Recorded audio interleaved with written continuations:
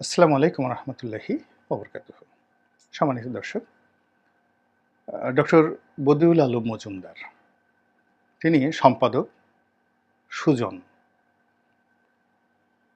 এই একটা এনজিও যারা মূলত নির্বাচন পর্যবেক্ষণ করে এবং নির্বাচন কি করে ভালো হয় এই বিষয়ে নির্বাচন কমিশন থেকে শুরু করে সরকারকে পরামর্শ দেয় বিভিন্ন সময়টিতে। তো সুশাসনের জন্য যে প্রতিষ্ঠান সুজন, তো সেই তার যে প্রধান ব্যক্তি doctor Badiul Alam Majumdar it's a byproduct of Prothom Alo. মানে প্রথম আলো কতগুলো মানুষকে এই সমাজে প্রতিষ্ঠিত করেছেন, যারা জ্ঞানী না হয়েও জ্ঞানের পিতা, ক্ষমতাধর না হয়েও তারা সেনাপতি, যুদ্ধবিদ্যায় যাদের কোনো অভিজ্ঞতা নাই কিন্তু যুদ্ধ বিশারদ, নিরাপত্তা বিশ্লেষক, এরকম অনেকগুলো ছায়া শক্তি প্রথম আলো বাংলাদেশে তৈরি করে ফেলেছেন। এবং প্রথম আলো এবং ডেইলি স্টার এদের প্রযোজনাতে বাংলাদেশ দীর্ঘদিন যাবৎ বিরাজনীতিকরণের দিকে এগিয়ে যাচ্ছে। এবং তারা এই প্রথম আলো প্রতিষ্ঠিত হওয়ার পর থেকেই সমাজে যারা রাজনীতি করেন, এরা গুন্ডা, এরা শামীম ওসমান, এরা লক্ষ্মীপুরের তাহের, এরা ঘুষ খায়, এরা চাঁদাবাজি করে, এরা দখল বিকল করে। মানে রাজনীতিবিদদের চরিত্র হননের জন্য যা কিছু করা দরকার, এই দুটো পত্রিকা ইন্টেলেকচুয়াল লেভেলে হাইয়েস্ট করাপশন, সর্বোচ্চ করাপশন করে সকল রাজনীতিবিদদেরকে তারা মাটির সঙ্গে মিশিয়ে দেওয়ার জন্য চেষ্টা করেছে। আর সেই রাজনীতিবিদদের জায়গায় আমলা, কামলা, এনজিও ব্যক্তিত্ব, বিদেশি শক্তি, এদেরকে প্রতিস্থাপন করার তার একটা মাস্টার প্ল্যান নিয়ে এগিয়ে যাচ্ছে। প্রথম আলোতে যারা চাকরি করেন, সেই মতিউর রহমান সাহেব থেকে শুরু করে আরও অনেকেই, তাদের অনেককেই আমি চিনি, ব্যক্তিগতভাবে চিনি। আপনারা যারা চিনেন, আপনারা মিলিয়ে দেখবেন যে তাদের ব্যক্তিগত জীবনে সফলতার পরিমাণ কোন পর্যায়ে, তাদের রুচি কোন পর্যায়ে। আপনি মেরিল প্রথম আলো পুরস্কার দেয়, তো সেখানে আপনি পূর্ণিমা, তারপর ফেরদৌস, এরা উপস্থাপন করে। এদের উপস্থাপনের ভাষা, কথা, ডায়ালগ, অঙ্গভঙ্গি এবং সেই অনুষ্ঠানের যে নাচ গান, এটার মান দেখলেই আপনি বুঝতে পারবেন যে মাহফুজুর রহমান, মাহফুজ আনাম এবং মতিউর রহমান, এদের রুচি এবং আভিজাত্য কোন পর্যায়ে রয়েছে। তো এই মানুষগুলো যাদেরকে এই সমাজে মহামানব রূপে প্রতিষ্ঠিত করেছেন, তাদের মধ্যে ডক্টর বদিউল আলম মজুমদার অন্যতম। তিনি প্রথম আলোতে কলাম লেখেন এবং বিভিন্ন সভার সমিতি, সেমিনারে বক্তব্য দেন। এবং একটা ভালো নির্বাচন হোক, এই নির্বাচন ভালো হওয়ার জন্য অনেক তার কতগুলো কথা আছে কমন, নাথিং ডিফারেন্ট। এখানে মৌলিক কোনো কথা আমি এখন পর্যন্ত, সেই 2009 থেকে এই পর্যন্ত ডক্টর বদিউল আলম মজুমদারের সঙ্গে মুখ থেকে কখনো শুনিনি। তো তিনি ডক্টরেট, যা হোক, এনিওয়ে, তো এই ভদ্রলোককে দায়িত্ব দেওয়া হয়েছে নির্বাচন সংস্কার সংক্রান্ত যে কমিশন, সেই কমিশনের প্রধান হিসেবে তাকে দায়িত্ব প্রদান করা হয়েছে। ভালো কথা, তিনি সেই কাজ করছেন বা করবেন। কিন্তু এর মধ্যেই তিনি একটা বক্তব্য দিয়ে বসেছেন যে আওয়ামী লীগ ছাড়া যদি নির্বাচন হয়, অথবা কথাটা যদি ইলাবোরেটলি আমি বলি, যে আওয়ামী লীগ যদি নির্বাচনে না আসে, বা এমন একটা পরিস্থিতি এখন তৈরি হয়েছে, সেই নির্বাচনে যদি আওয়ামী লীগকে বাদ দেওয়া হয়, তাহলে সেই নির্বাচন অগ্রহণযোগ্য হবে না। তো এই যে তার যে বক্তব্য, এই বক্তব্যের যে ভয়াবহতা, এই বক্তব্যের যে নির্মমতা, এবং এই বক্তব্যের পেছনে যে রাজনীতির কূটচাল, এবং এর দ্বারা আমাদের দেশ জাতি যে কতটা ক্ষতিগ্রস্ত হতে পারে, তার প্রমাণ শেখ হাসিনা রেখে গিয়েছে। এর কারণ হলো শেখ হাসিনা প্রথমে তার যে ভুলটা ছিল, সে জামাতকে আওয়ামী লীগের অঙ্গ সংগঠন বানাতে চেয়েছিল, সেই অন্য সংগঠনদের মতো, মানে যাকে বলা হয় জাসদের মতো, বা যাকে বলা হয় ওয়ার্কার্স পার্টির মতো, জাতীয় পার্টির মতো। দ্বিতীয়ত, তারা জামাতকে বিএনপি থেকে ছাড়ানোর চেষ্টা করেছিল, একটা ঐক্য ভাঙার চেষ্টা করেছিল, একটা ঘর ভাঙার চেষ্টা করেছিল। তো এই ভুলের মাসুল তারা দিল যখন এই তাদের যে গোপন অভিলাষ তারা পূর্ণ করতে পারলো না, তখন তারা জামাতের উপর যে নির্মম এবং নিষ্ঠুর অত্যাচার তারা শুরু করলো। সেই নির্মম এবং নিষ্ঠুর অত্যাচারের ফলে তাদের মধ্যে যে ফিউডালিটি, ফ্যাসিবাদ, এই জিনিসগুলো বাড়তে থাকলো।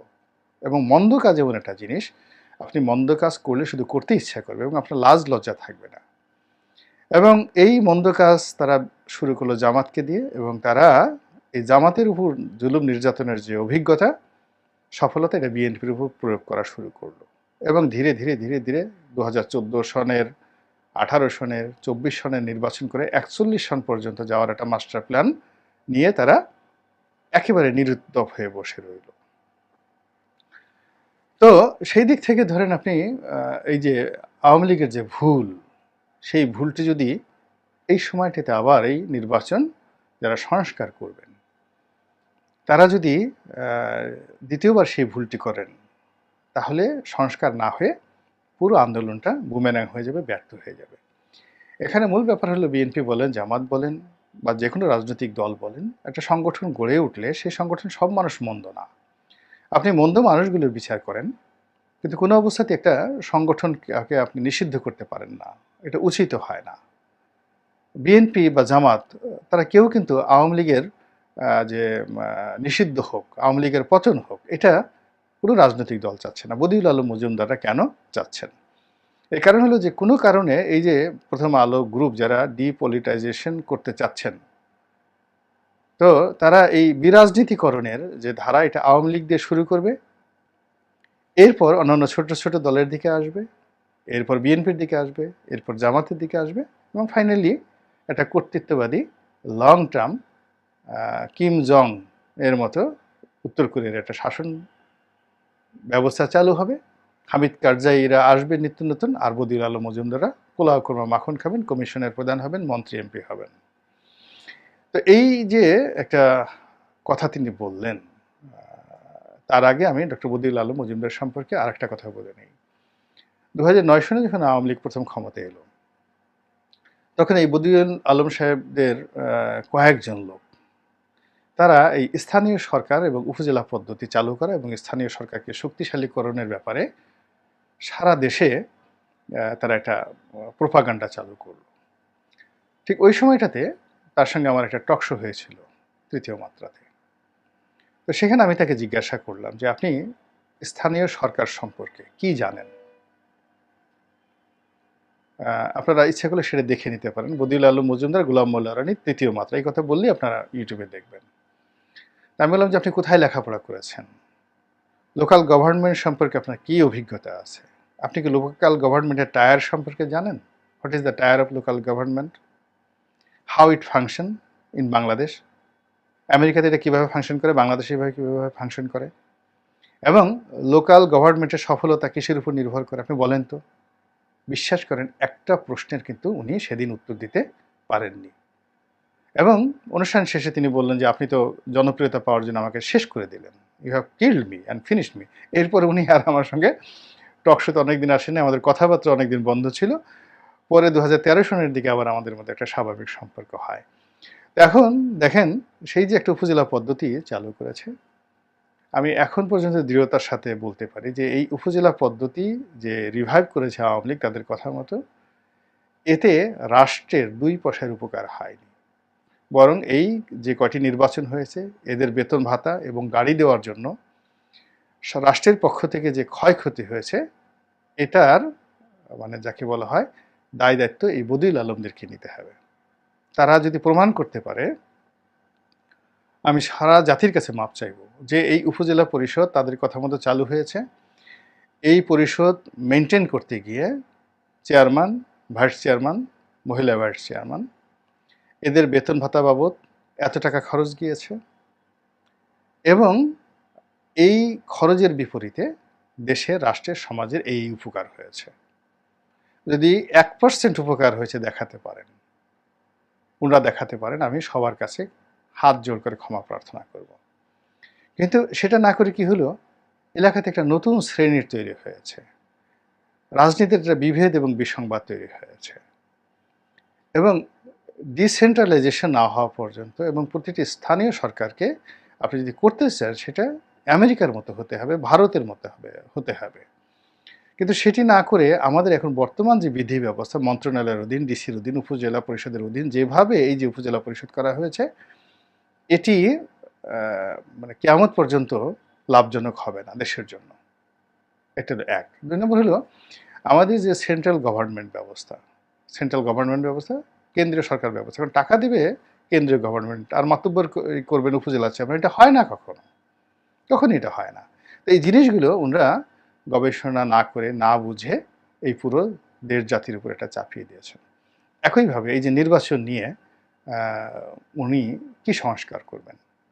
আমাদের দেশের যে ট্র্যাডিশনাল নির্বাচন, সেটা এমপি নির্বাচন হোক বা ইউনিয়ন পরিষদ নির্বাচন হোক, এই ট্র্যাডিশনাল নির্বাচনের সঙ্গে যদি আপনি সম্পৃক্ত না হন, আপনি কোনো পশ্চিমা ধাঁচের নির্বাচন, এমনকি পশ্চিমবঙ্গে যেভাবে নির্বাচন হয় সেই নির্বাচনটা বাংলাদেশে বাস্তবায়ন করতে পারবেন না।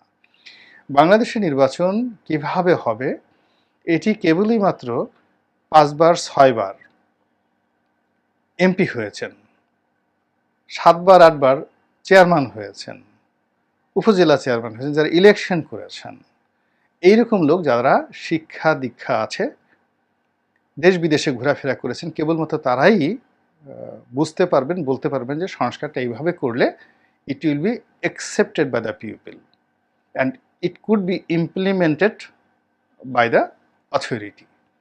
এখন আপনি অনেক সুন্দরভাবে মার্কিন সিনেটের একটা কপি করে এখানে নির্বাচন ব্যবস্থা করে দিলেন, ইউএস কংগ্রেসের মতো একটা নির্বাচন ব্যবস্থা করে দিলেন, তারপরে শেষে ইংল্যান্ডের মতো করে দিলেন, কোনো লাভ হবে না। আমাদের যে সংবিধানটার মতো মানে বেস্ট সংবিধান, এটা পৃথিবীর সবচেয়ে ভালো ভালো সংবিধানগুলোকে একত্রিত করে তড়িঘড়ি করে ডক্টর কামাল হোসেন এমন একটা সংবিধান তৈরি করেছেন, এটা দিয়ে জান্নাত, মানে এটা অনুসরণ করলে জান্নাত হয়ে যেতে পারে। কিন্তু সেই সংবিধানটা কিন্তু আমরা 1 বছরও কন্টিনিউ করতে পারিনি, আমাকে এরপরই অ্যামেন্ডমেন্টে যেতে হয়েছে। তো এখন এই যে বাংলাদেশের যে নির্বাচন ব্যবস্থা, সেই নির্বাচন ব্যবস্থা ফেনীতে যেভাবে নির্বাচন হয়, গলাচিপাতে সেভাবে হবে না আমার নির্বাচনী এলাকায়। ফরিদপুরে যেভাবে নির্বাচন হয়, কুড়িগ্রামে সেভাবে হবে না। এই জিনিসগুলো এখনো পর্যন্ত নির্বাচনটা যে কিভাবে হবে, এটার ABCD এখন পর্যন্ত ডক্টর বদিউল আলম মজুমদাররা জানেন না। তিনি আরপিও, যেটা লেখা আছে আইন, নির্বাচন কমিশন আইন দিয়ে তো আসলে নির্বাচন কমিশন হয় না, মানে নির্বাচন হয় না, কোনো আইন নির্বাচনের সময় কাজে আসে না। ওখানে জনগণের ইচ্ছা আকাঙ্ক্ষা, প্রার্থীদের ইচ্ছা আকাঙ্ক্ষা, পরিবেশ পরিস্থিতির উপরে 90% নির্ভর করে নির্বাচনের সফলতা, শান্তিময়তা ইত্যাদি। তো এই কাজগুলো ওনার তো অভিজ্ঞতাই নাই, কোনো অভিজ্ঞতা নাই, বিশ্বাস করেন কোনো অভিজ্ঞতা নাই। তাকে এই কমিশনের প্রধান করে দেওয়া হয়েছে এবং তার নমুনা হলো তিনি একেবারে সবার আগেই বললেন যে আওয়ামী লীগকে বাদ দিয়ে যদি নির্বাচন করা যায় বা নির্বাচন হয় বা বিশেষ পরিস্থিতির কারণে যেহেতু আওয়ামী লীগ যদি নাও আসে, এই নির্বাচন গ্রহণযোগ্যতা পাবে। তো কাজেই যদি বদিউল আলম মজুমদাররা থাকেন এবং সংস্কার কর্মে তারা হাত দেন, সেক্ষেত্রে নির্বাচন হওয়া তো দূরের কথা, নির্বাচনের পথে এগুতে একটা তফসিল ঘোষণা করতে এবং ওনার পরামর্শ অনুযায়ী একটা নির্বাচন কমিশন গঠন করতে দেখেন কয় বছর সময় লেগে যায়। আল্লাহ আমাদের সবাইকে হেদায়েত দান করুন এবং হেফাজত করুন। আসসালামু আলাইকুম ওয়া রাহমাতুল্লাহ।